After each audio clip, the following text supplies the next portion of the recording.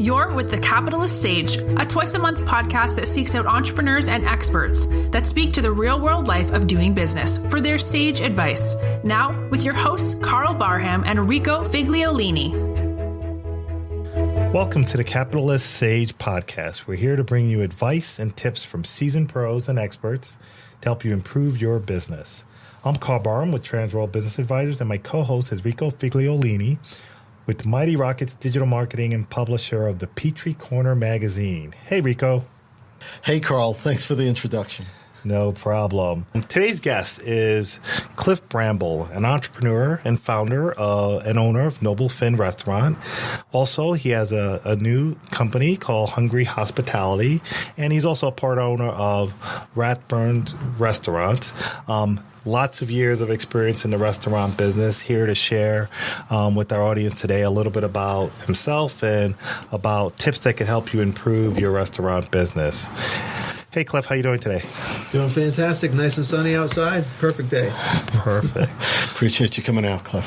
Oh, thanks for having me. Appreciate it. So we're going to jump right into it, and maybe you could tell us a little bit about yourself and what made you go into the restaurant business. Absolutely. Well, the restaurant business, I've been in the restaurant business for about 40 years. And it wasn't the first time I actually got in the restaurant business that I wanted to be in the restaurant business, because that night I only made $5. Really? That was my first night. But you know what? I learned to love the restaurant business. And just when I got in there, the adrenaline that you go through, and you learn the business and everything that's happening in the restaurant, it's really exciting. So it's when you really start to get into the ownership that you realize that there's a lot of little things that really have to make things happen, and you have to do it on a daily basis. So when it really comes down to it, what I like about the restaurant business, I can do a million different things, and I can also watch people walk out happy. And we're kind of in the immediate fix-it business as well, because if there's something wrong, we should be able to fix it right away, especially if it's a service or food-related issue. Got it. So from your perspective, what makes the restaurant business a great business to be in? Well, the restaurant business it's one of those businesses where, what makes it great? I guess a lot of different things. So when it comes down to entrepreneurial, if you're a chef, you can learn more on a daily basis. When it comes down to cooking, you can learn about the entire business. And I think that once you're in the restaurant business, you can really get into any business as long as you understand all the facets that go into it. But there's a lot of people who always want to get into a business. I know a lot of doctors and attorneys who always say, man, I'd always love to get into that restaurant business. And I always ask them if they like to come and work with me for a couple days. But it's fun. It's exciting on a daily basis. And as long as you don't burn out and go to a point where you just say, I've had enough, it's going to be a fun time. You kind of have to know when you go in, you're at work, but then when you leave, you're a little step away. Isn't it a bit of a lifestyle thing, though? It is a lifestyle. There's no question. You have to, when you first get into it, I can tell you 30 years ago, has the industry changed? It definitely has changed, because years ago, I would go to work at, at 5:30 in the morning. I would come home at 11 o'clock at night. And now there's a lot more people with families that are involved and kids. And obviously, you have your wife at home as well, or she's working and she's traveling, and all of a sudden you have kids. It throws a whole different lifestyle change into it. Yeah. So you have to really accept the lifestyle. And just like any job, it's a job. But you also have to make time separated away from it as well. When you visit other restaurants, what do you see other business owners getting wrong or could improve on when you kind of visit some of the others? Well, the most important part is knowing the business. And it's funny, I spoke with somebody today, and they gave me a story about why they were really not happy working at a specific restaurant. And it really comes down to the ethics of the restaurant owners, what's going on at the restaurant, and whether they're doing the right things and the wrong things. And somebody told me many, many years ago, I'm going to show you how to do the right thing, because you can always do the wrong thing. But if you never know the right way, then you'll never know how to do it. So, there's a lot of avenues that are fun. Isn't it like sports a little bit that if you don't do that golf putting the right way and you keep doing it the wrong way, you'll never break that habit, right? That's true. You can't let yourself get up in the morning or I should say, really, when you leave at the end of the night. When you leave the restaurant at the end of the night, at the end of the day, it's still a business. And, there's a lot of people who will hang out 2 and 3 hours or go out and then come home at 4 o'clock in the morning and then realize they have to get up the next morning at 8. And, I think the restaurant business has really changed where there's less people doing that and more people saying, hey, it's a business and I'm having a good time at it and we have to do all the right things. So. I remember a time when folks would go into a restaurant. I had friends and family that would open up a restaurant because of their passion for food. And I could see that carrying you to get started and carrying you the first few years. Then it transitions into a business. What are some of the elements of the business side of a restaurant that owners sometimes never really fully grasp? Well, I think you said it perfectly. It's a business first. It's definitely a business first, and it's a restaurant as well. But you have to really pay attention to every little item that's going on. So when you mention what don't they grasp, I think people, they may grasp it, but understanding it is also another factor. So, with restaurants, it's labor. Labor is the first thing that you're always paying attention to. And if the business isn't there, you have to cut your labor. That's all there is to it. And sometimes it's difficult because you're trying to give the people in the kitchen, for example, the 35, 40 hours every single week, whereas the front of the house, they're making tips. So it's easier to cut those guys. But more so, it's important for businesses to really pay attention to everything that's going on in the restaurant. And it does have to do with the marketing, does have to do with the financials, does have to do with your labor and the staffing and the retention of the staff as well. I was going to say, as far as staff goes, I know from experience going out to eat and such, I'll go to one place, get a great salad, go there 2 weeks later with my wife, and that same salad will be using a different leaf made differently. And sometimes I wonder, is it the shortage of product or is it the person in the kitchen just not preparing it exactly? I don't want a McDonald's. I don't want it same way every time, but I want the same leaf, same stuff in the salad, Well, you know what? It's...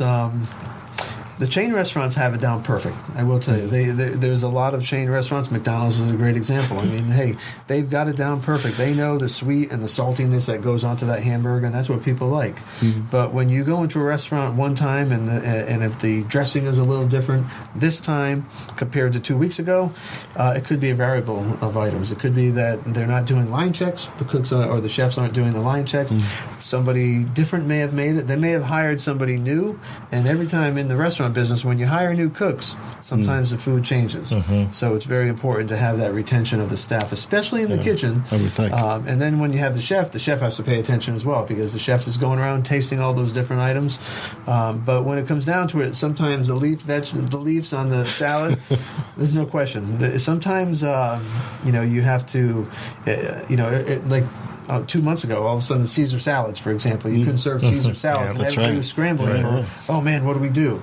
Well, we, for example, went and called our vendor and said, hey, where do we get where does this romaine lettuce come from? And it came from Southern California, so we were safe. But in the public's eye, we couldn't keep that on the menu because everybody thought it was bad. That's right. So you have to change it out. And there's a lot of variables. There's no question. The dressing might be different. The vegetables may have changed, and so you have to do the best to sometimes change things. If you don't mind me asking, let me ask you something else to drill down a little bit more. So you called your vendor and you said, okay, I know now that it comes from there as opposed to, I think it's Arizona, where most of the romaine comes from. You're asking them, they're your partner, essentially. They're providing you the stuff. So you're asking them for advice. You're getting their expert. Did they replace it with something else, or did you just decide not to? Ours actually was fine. So what we decided was, because there were at least 4 or 5 people came in very, very quickly, and they said, hey, this is not supposed to be on the menu. Because, again, it's public perception. That's right. And let's face it, the microphones go a lot further than millions of people than just one restaurant. Yep. So we actually took it off the menu. And, that was the safest thing to do, and for peace of mind for people as well. Right. You mentioned about labor and retention, and I talk to hundreds of business owners every month and a lot of restaurant owners. And right now, the war for talent and people is high. People are really struggling with finding. Have you figured out any strategies or things you do to help improve your retention rates at your restaurants or find better talent people? Any tricks and tips that you could offer? Well, you know what? Everybody always wants to learn more, without a question. But it's really how you treat the employees, how you're going to pay the employees to try to retain them. Mm-hmm. And there's no question about it. The talent is very, very tough, whether it's for management, whether it's for a server, or whether it's for cooks, chefs. It's tough. So when it comes down to trying to retain them, sometimes you have to ask yourself, is it better to spend an extra 50 cents an hour on an individual than to go outside and try to find somebody and you have a 50% chance of that individual actually working? Mm-hmm. So at the end of the day, if you have people that are working for you for a year, 2 years, you know what? Your goal is to keep them. And honestly, if it's an extra quarter that you have to give them, that quarter will save you thousands of dollars trying to find somebody new. Mm. If that makes sense. Yeah, it does. Go ahead. Oh, okay. No, I was just thinking about what was the TV show that this guy went around and redid restaurants and stuff. Oh, I forget the name of that show. Same guy, Gordon Ramsay's show when he did fixing the restaurants. No, it wasn't Ramsay. It was someone else. But I found that show interesting because it was just like you're going into a restaurant that's downtrodden, variety of issues going on, labor, absolutely, supply line, the whole thing, and then actually families in some cases yes, working in the same business. And how do you deal? I mean, I don't know if you've dealt with that, or in businesses you've owned where you have partners even, right. And where you want to make some cost adjustments or you want to make some adjustments to become a better, profitable business. Right. Do you see that becoming a problem sometimes? Well, you know what? The most important part is everybody knowing what their job responsibility is. Okay. So if my job responsibility is not in the kitchen, I really don't have much of a say in the kitchen. If I didn't like that hamburger and I don't like the way it looks, I may give an opinion, but at the same time, when you're dealing with partners and family members, for example, everybody has to have the job responsibility. And if nobody likes to be told what to do with their job, especially if it's not their job. So I always say, hey, everybody has their own responsibility, and let's make that happen. And as long as everybody's doing their own thing, that's usually a good thing. It's when they're not doing their own thing and that gets people in trouble, and then the arguments start. That's never fun. I see that a lot when you talk to owners. When there's multiple owners, it's sometimes easier when you talk to a single owner, their vision, and there's kind of a chain of authority, you might say. But when I see folks that are working together, I always ask the question, who's responsible for what early on? And that just gives me an indication of what's going on in that business and what the dynamics are to look at that. So that's really good advice. Absolutely. When you think about marketing, you've done a lot of really cool things to help market your business. Anything out of the ordinary kind of print and those type traditional methods you found to be successful that you don't see enough people utilizing and doing? Well, when it comes down to the marketing of any business, whether it's a restaurant or any business whatsoever, if you're going to do the marketing and if you're familiar with it, that's fine. But it does take a lot of time. So when it comes down to marketing in itself, I mean, the first and most important part is, hey, making sure you have your media kit ready, making sure that you have, if you're looking to get into, in the restaurant business, if you want to get into Forbes magazine, for example, on their dining issue, well, you need to have the right individuals to contact. And at the same time, you can't be afraid to pick up the phone. I've always said, hey, if I see something written in Forbes magazine, for example, I always look at the masthead of the magazine. I want to know who the writers are. And because that's important. If you have the right contacts and you know how to go out there and pitch them, if you pitch it to 10 different writers, hopefully you get one or two persons that's interested in it. But the marketing business has definitely changed. You mentioned print media. Print media is definitely changing because you have social media out there as well. Mm-hmm. Social media, it's a whole different ballgame as well.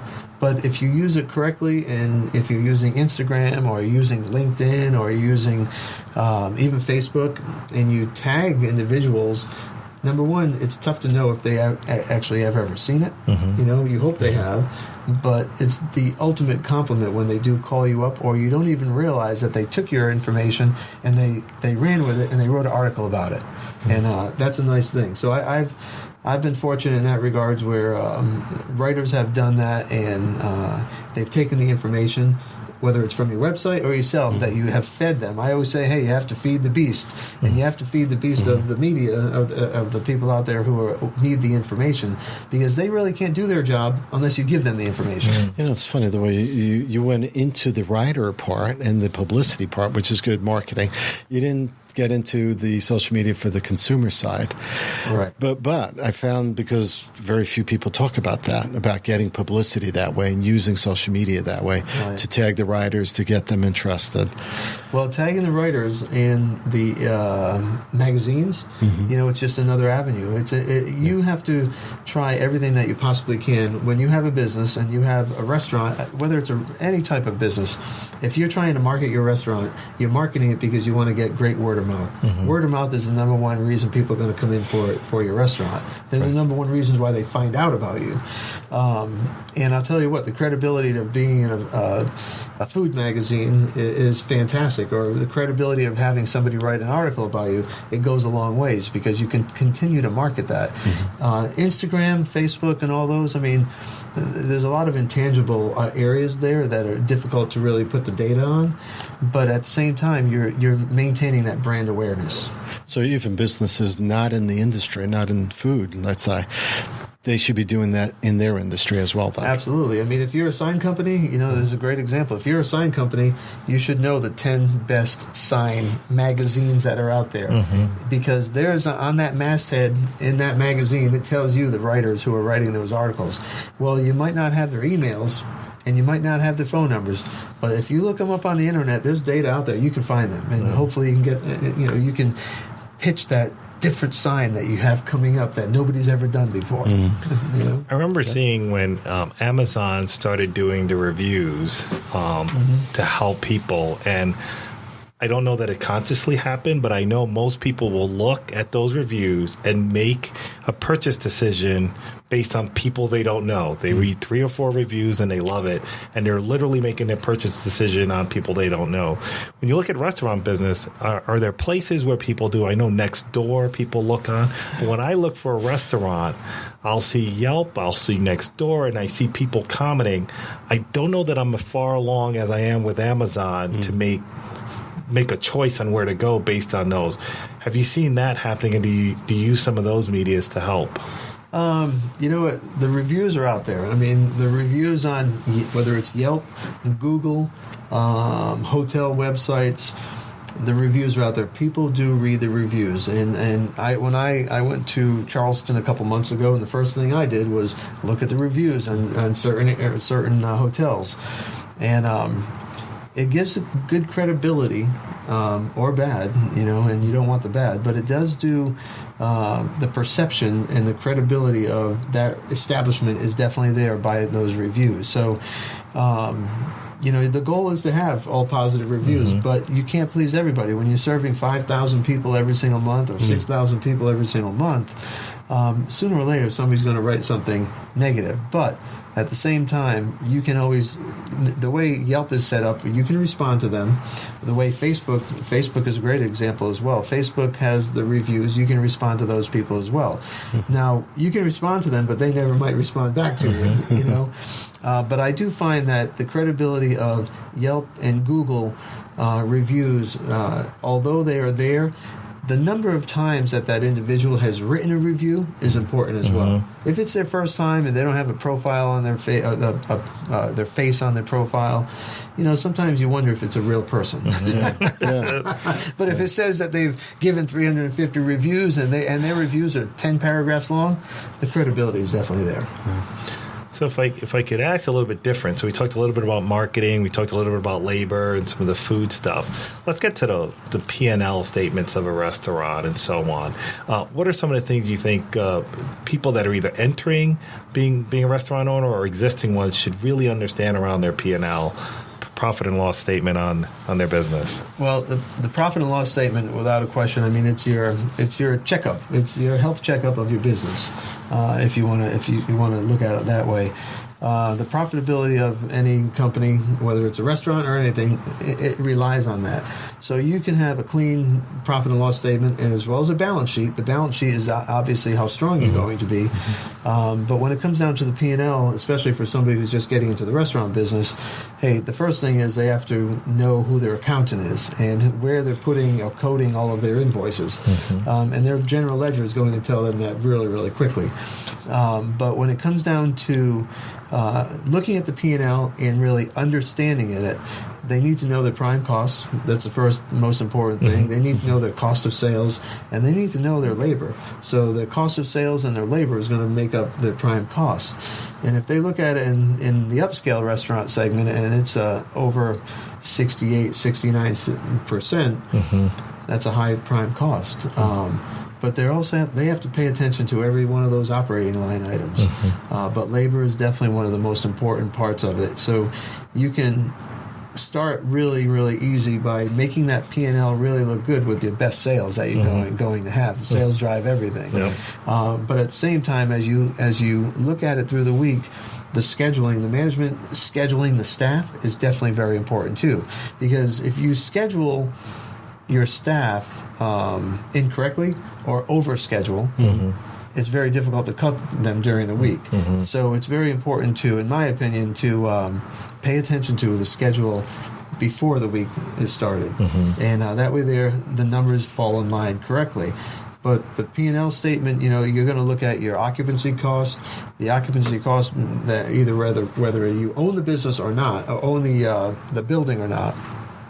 You got to look at your occupancy cost of what it's costing you, and then obviously your utilities. Utilities run up there, and people, when they look at electric bills of $3,000 and $4,000 and $5,000 in a restaurant, they go, "Whoa, what's going on?"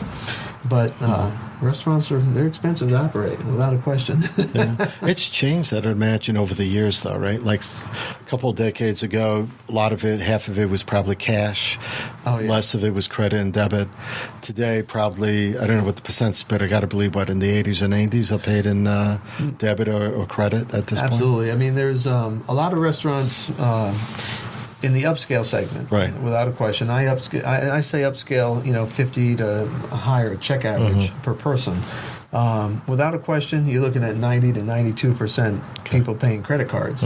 So the cash is definitely very limited. Now, you're going to see more cash on certain days throughout the year, but for the most part, people who pay credit cards, they're expensive. A restaurant has to pay usually 3 to 3.2% on every time somebody uses a credit card. And I always joke, I should be in the credit card business. Get a little piece of the action. It'd be nice to have just a little piece. I have noticed some folks shifting over to Square and some of these other payment platforms in there. Have you thought about, or have you integrated any of those into your businesses? I've spoken with Square about their POS system. I think they have a great POS system. And I've looked at it. I wouldn't change just because of the expense that goes onto it. However, Square is a great example for a smaller, fast casual restaurant. But I will tell you this much: Square is a good option, but you're still going to pay 3% transaction fee. Yeah, the rates aren't that much different. I use Stripe, and it's not that much of a difference from Square or the other stuff. It's just nicer when you say Square, and you use the Square. It's just nice to look. And then I love Square. I think what they're doing is a great for the restaurant business. They've integrated a lot of different variables that have not been integrated in the last 5 or 10 years, and the restaurant business is definitely one of the ones that have been the slower changes when it comes down to technology. But the opportunities are out there for restaurants to really look at a lot of different POS systems and use their data accordingly, especially even with OpenTable. OpenTable now works. There's a plugin that goes into your POS system, and you can look at all your data. You're looking at one computer. It's telling you when a table is getting up, when a table is on dessert. It tells you all different types. Right. And so the data is very important, too. Do you find companies like DoorDash or companies like that useful too? You know what? Well, Uber Eats or any of those. You know, when you say useful, it just depends on how you mean useful. In the upscale segment, I don't know how much useful, but I think that there's a segment out there that definitely are using those people or those companies, and they still take 30-35%. That's basically your labor. You know, so. It would be nice if you had 100 orders a day from DoorDash and you were a little taco stand or a hamburger place. That's fantastic. It's like people in line. But there's an expense to all of that. Yeah. So to me, it's, again, it's another competitor in the industry. I remembered once we were talking about restaurant. I visited with you, and you said, my competition isn't another restaurant. My competition is Netflix. Hulu, Netflix, I mean, you name it. The restaurant industry, there's competitors coming up all the time. And you look at DoorDash, and you look at Netflix, and you look at Hulu, Amazon Prime, all these movie places. Hey, man, all they're doing is telling people to stay home and not go out and eat.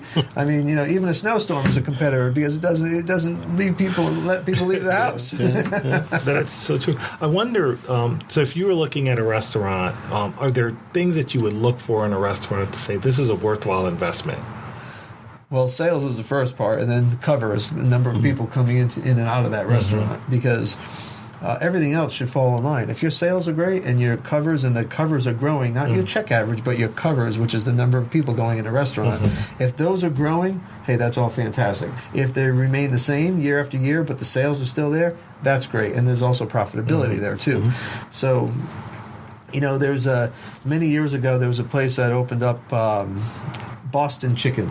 And I don't know if you've ever heard of the story about Boston Chicken. The guy who, I forgot the gentleman's name, but he sat outside across from the parking lot from Boston Chicken, and he watched those people line up. And there were 15, 20, 30, 45 people standing in line for lunch. That's what made him invest in Boston Chicken and put those all around the United States.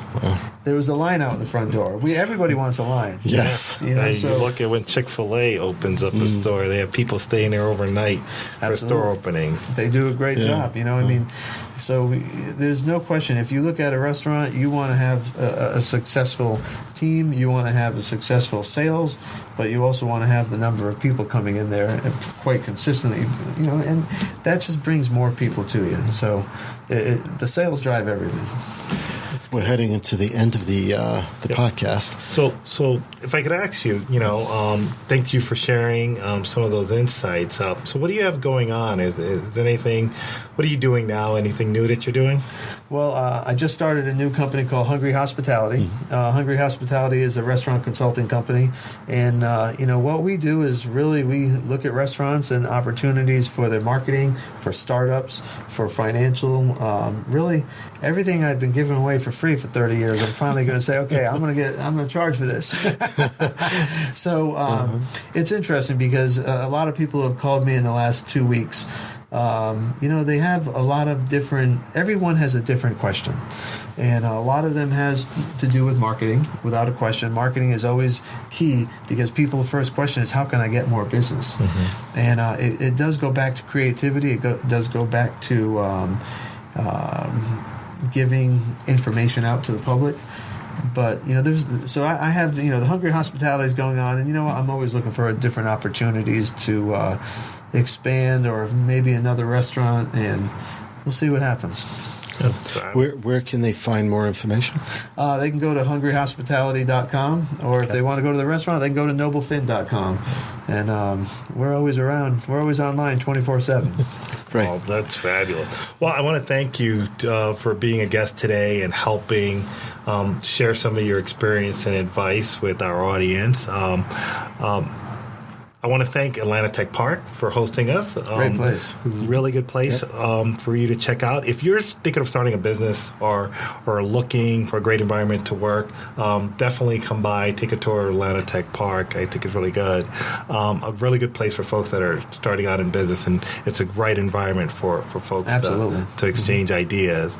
I'm Karl Barham with Trans World Business Advisor of Atlanta Peachtree, and if you're looking to purchase or sell a business, please contact me, and we'll have a free consultation on that. And also, my co-host, Rico, I'd like you to tell a little bit about what you have going on. Sure. So my name is Rico Figliolini. I do these podcasts, and I thank Karl because Karl does the heavy lifting here, actually, on this podcast. I also do a podcast called City Prime Lunchtime with City Manager. And that's once a month. We discuss issues about what's going on in the city.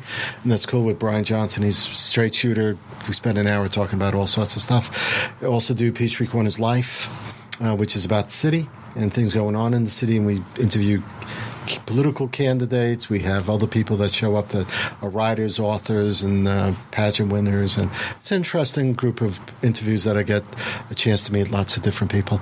And then the Ed Hour, which is about the education system here in Gwinnett County. And I do that with Alan Kaplan, who's my co-host on that show. So that's instead of golf. This is what I do. So I do that. My real job is I'm a creative director and social media marketing person. So I have clients along those lines that I do work with. And soon I will be a publisher again with Peachtree Corners magazine. So that'll be coming out the beginning of February. It's a quarterly print magazine along with a website.